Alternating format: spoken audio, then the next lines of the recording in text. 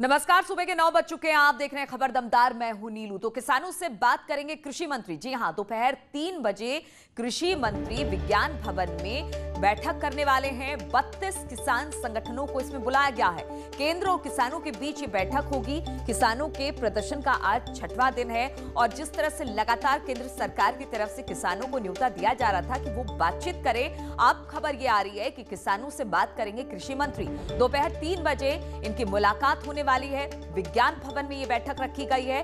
32 किसान संगठनों को इस बैठक में बुलाया गया है। केंद्र और किसानों के बीच बैठक होगी। किसानों के प्रदर्शन का आज 6वां दिन है और लगातार किसान ये कह रहे हैं कि जो बिल लाया गया है उसमें संशोधित किया जाए, उनकी बात मानी जाए और इसी को लेकर धरना प्रदर्शन था।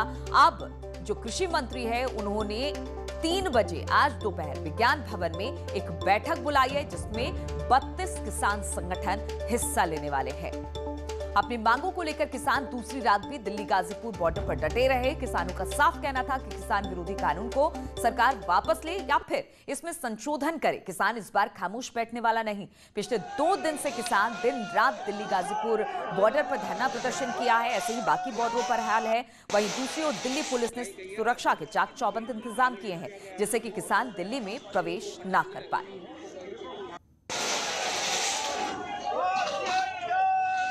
और बातचीत करने के लिए दिल्ली से विनीत कुमार इस वक्त हमारे साथ जुड़ गए हैं। विनीत, किसान लगातार कह रहे थे कि जब तक उनकी मांगे नहीं मानी जाएगी तब तक आंदोलन वापस नहीं लेंगे, लेकिन केंद्र सरकार लगातार कह रही थी कि बातचीत का रास्ता अख्तियार किया जा सकता है। अब 3 बजे कृषि मंत्री के साथ ये बैठक है। कितने संगठनों को इसमें बुलाया गया है?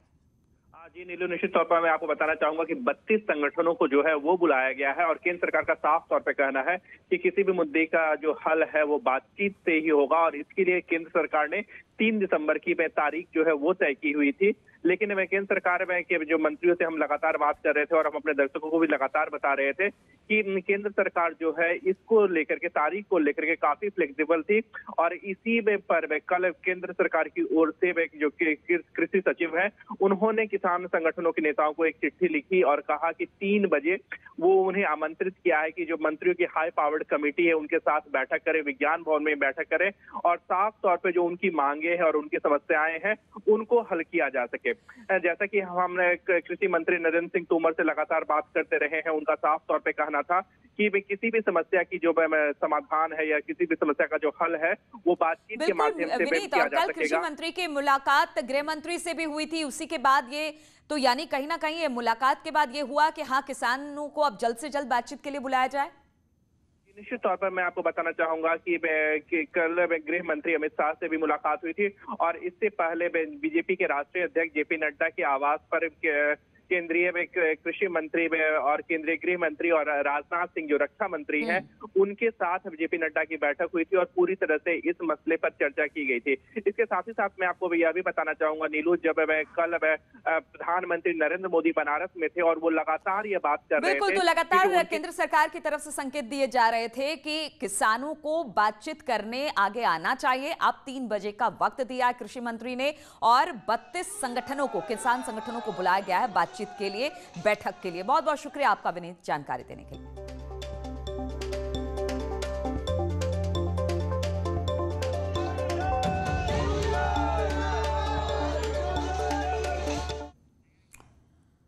और अब बात करते हैं उत्तर प्रदेश में हो रहे एमएलसी चुनाव की। तो उत्तर प्रदेश में सुबह 8 बजे से एमएलसी के चुनाव के लिए वोटिंग शुरुआत हो चुकी है। स्नातक और शिक्षक की 11 सीटों के लिए आज शाम 5 बजे तक वोटिंग होगी। प्रदेश भर में 46 मतदान केंद्रों पर 116 बूथ बनाए गए हैं। सुरक्षा के लिहाज से यहां पर कड़े इंतजाम किए गए हैं। साथ ही साथ बूथों पर सैनिटाइजेशन और थर्मल स्क्रीनिंग के इंतजाम भी किए गए हैं। मतदाताओं में वोटिंग को लेकर खासा जोश दिखाई दे रहा है और सुबह से ही लोग मतदान केंद्रों पर अपना मत डालने पहुंच रहे हैं।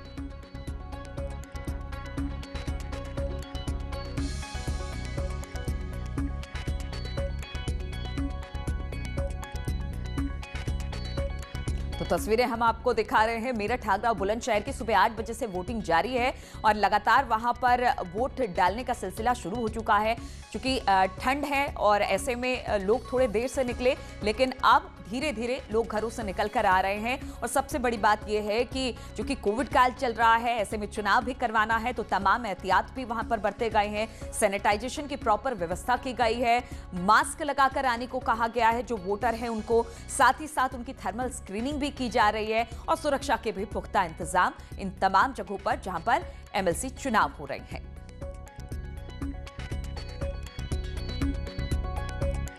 तो 11 सीटों पर वोटिंग जारी है। सुबह 8 बजे से लेकर शाम 5 बजे तक ये वोटिंग होगी और इस दौरान सुरक्षा के पुख्ता इंतजाम है। कोविड की सुरक्षा को लेकर भी पुख्ता इंतजाम है।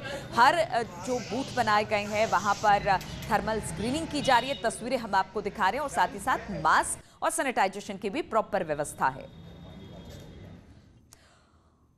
और तमाम सीटों पर, अलग अलग जगहों पर हमारे तमाम सहयोगी इस वक्त हमारे साथ जुड़े हुए हैं। मोहम्मद शबाब लखनऊ से हमारे साथ हैं, हिमांशु हमारे साथ आगरा से, अश्वनी झांसी से और निखिल हमारे साथ मेरठ है। साथ ही साथ सर्वेश भी प्रयागराज से हमारे साथ जुड़ गए हैं। शबाब के पास पहले चलते हैं। शबाब, ठंड का मौसम है, एमएलसी का चुनाव 8 बजे से उसकी शुरुआत होनी है, 5 बजे तक ये चलना है। क्या अब लोग घरों से बाहर निकलकर मतदान करने पहुंच रहे हैं? और बिल्कुल देखिए, पोलिंग 8 बजे से शुरू हो गई थी और मतदाता जो हैं वो धीरे धीरे अपने घरों से निकल रहे हैं। हालांकि पोलिंग बूथ पर अभी उतनी ज़्यादा भीड़ जो है वो नज़र नहीं आ रही है। लोग अपने मताधिकार का प्रयोग कर रहे हैं और देखिए अभी वोट डालकर आए हैं।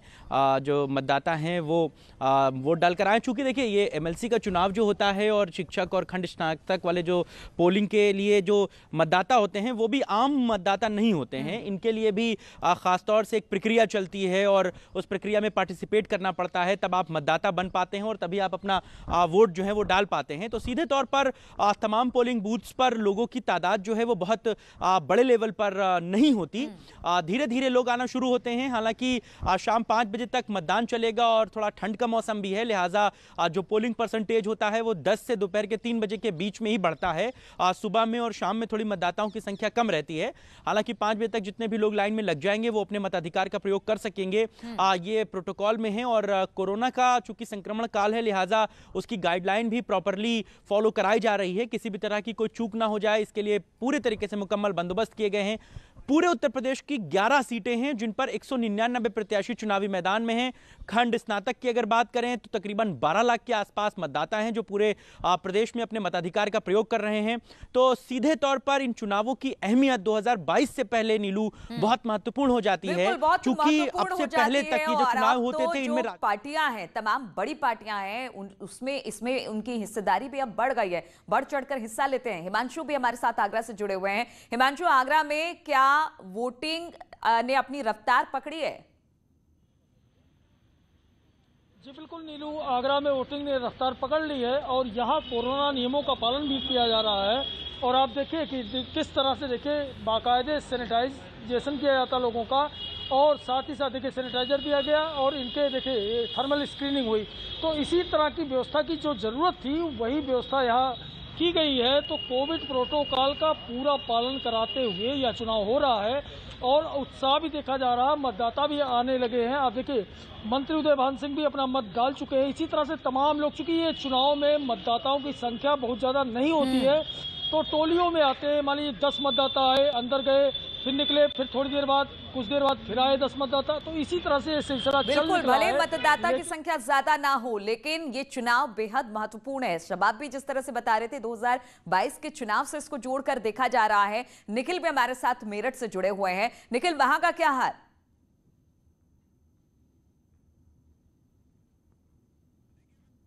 दिखा सकता हूं यहाँ पे पोलिंग बूथ की, जहां पर सुरक्षा के व्यापक इंतजाम किए गए हैं। आप देख सकते हैं यहाँ पर ये पोलिंग बूथ है, डीएन कॉलेज का पोलिंग बूथ है, जहां पर सुरक्षा का जायजा इस समय पुलिस अधिकारी ले रहे हैं और कोरोना काल में ये चुनाव हो रहा है और जिस तरीके से यहाँ पर सैनिटाइजर और मास्क का भी प्रॉपर ध्यान रखा जा रहा है। मैं आपको बता दूं कि ये मेरठ सीट है जहां पर 45 प्रत्याशियों की असमत दांव पर लगी है। वो आज अपना भाग्य आजमा रहे हैं, जिसमें कि हेम सिंह पुंडीर चौथी बार अपनी किस्मत आजमा रहे हैं और ओम प्रकाश शर्मा 9वीं बार अपनी किस्मत आजमा रहे हैं। इस तरीके से 488 पोलिंग बूथ बनाए गए हैं पूरे 9 जिलों में। 9 जिलों पे मेरठ सीट के लिए मतदान चल रहा है और जो सुरक्षा व्यवस्था के इंतजाम की अगर बात करें तो इस पूरे 57 सेक्टर्स में इसको बांटा गया है।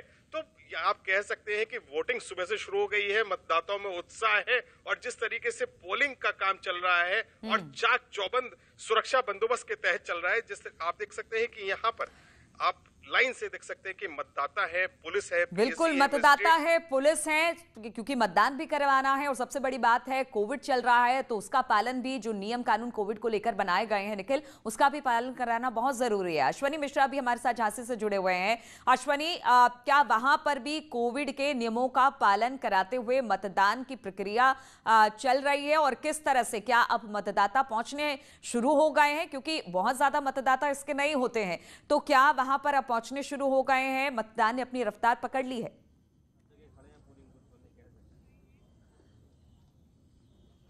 देखिए, झांसी इलाहाबाद स्नातक जो सीट है उसका जो महत्वपूर्ण पोलिंग बूथ है वो बीकेडी पोलिंग बूथ बनाया गया है, जहां पर फिलहाल सुस्त जो मतदाता आ रहे हैं। 1 घंटा बीत गया है, अभी तक बहुत ही कम मतदाताओं ने अपने मत का प्रयोग किया है। रही बात कोविड की, तो कोविड जो काल है उसको नियम है उसके बहुत ज़्यादा यहाँ पे नियम का पालन करवाया जा रहा है। किसी भी प्रत्याशी के पक्ष में जो वोट डालने आ रहे हैं उनके पहले हाथ सैनिटाइज कराया जा रहा है, इसके अलावा थर्मल स्क्रीनिंग की जा रही है। तो कहीं ना कहीं पूरी सुरक्षा व्यवस्था के बीच फिलहाल इस पोलिंग स्टेशन पर जो मतदाता है अपना वोट डाल रहे हैं। सबसे महत्वपूर्ण बात झांसी में ये देखने को मिली है, जो वोट का महत्व बताता हुआ मतदाता सामने आया था अजय नाम का।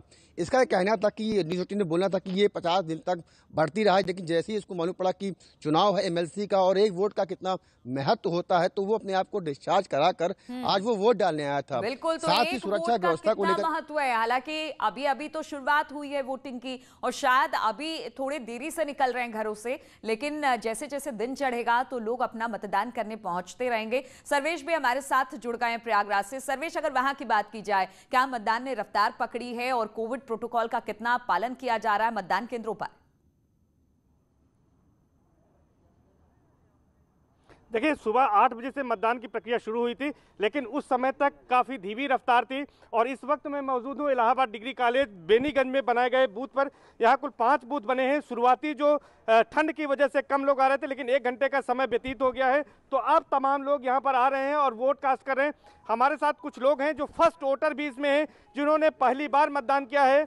आप लोगों ने पहली बार मतदान किया, सबसे पहले आपके पास चलेंगे। आपने वोट कास्ट किया है, क्या सोचते हैं? हर चुनाव अहम होता है और ये पढ़े लिखों का मतदान है, स्नातक हैं, आप ग्रेजुएट हैं और पहली बार वोट किया है, क्या सोच रहे हैं?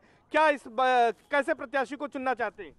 पहले तो मुझे अच्छा लग रहा है कि मैं वोट कर रही हूँ। हम लोकल बॉडीज़ में डेवलपमेंट करवाने के लिए ये अच्छा है कि हम कम से कम एक पार्ट प्ले कर सकते हैं यहाँ पे। अब जैसे हमारी कॉलोनी में रोड नहीं बनी है काफ़ी टाइम से, तो हम लोग तो चाह रहे थे कि हमारी रोड्स बन जाएँ। हम लोग बहुत टाइम से ट्राई कर रहे हैं लोकल बॉडी से, तो आई होप इस बार जब हमने वोट किया है तो उसका कोई फायदा हमें मिलेगा। ये निश्चित तौर पर ये पहले वोटर हैं। आपने सर वोट किया, सुबह सुबह आप निकल कर आए हैं, वोट कर रहे हैं, अब रफ्तार बढ़ रही, क्या चाहते हैं? हम अपने क्षेत्र की खुशहाली चाहते हैं। जो हमारा कैंडिडेट हम चुन रहे हैं उससे हम अपेक्षा करते हैं कि हमारे क्षेत्र में जो है विकास करे। बिल्कुल, इसी अपेक्षा के साथ वहां तमाम मतदाता पहुंच रहे हैं कि उनके लिए काम हो, बेहतर काम हो। बहुत बहुत शुक्रिया आप सभी का हमारे साथ जुड़ने के लिए। आगे भी आपसे। और समाजवादी पार्टी के महासचिव और राज्यसभा सांसद रामगोपाल यादव ने वोट डाला और अपनी पार्टी की जीत का दावा किया। आगरा खंड स्नातक और शिक्षक का चुनाव शुरू हो गया है। मतदान 8 बजे से प्रारंभ हो गया है। सैफई में सबसे पहले समाजवादी पार्टी के प्रमुख महासचिव और राज्यसभा सदस्य प्रोफेसर रामगोपाल यादव ने मतदान कर दिया है। किस तरीके की स्थितियां वो देख रहे हैं इस मतदान को लेकर के और क्या संभावना है? प्रोफेसर साहब, क्या देख रहे हैं आप ये जो शिक्षक और खंड स्नातक का चुनाव है इसको? देखिए, शिक्षक के मामले में तो आमतौर पर शिक्षक संगठनों से जुड़े हुए लोग ही चुनाव जीतते, निर्दलीय नहीं जीतते। और इसमें पहले भी असीम जीते थे और अगर सरकारी स्तर से कोई गड़बड़ी न हुई तो असीम के ही जीतने के चांसेस हैं। तो इन तमाम खबरों के साथ इस बुलेटिन में फिलहाल इतना ही। रुकेंगे छोटे से ब्रेक के लिए, लेकिन ब्रेक के बाद भी लगातार खबरों का सिलसिला यहाँ जारी है।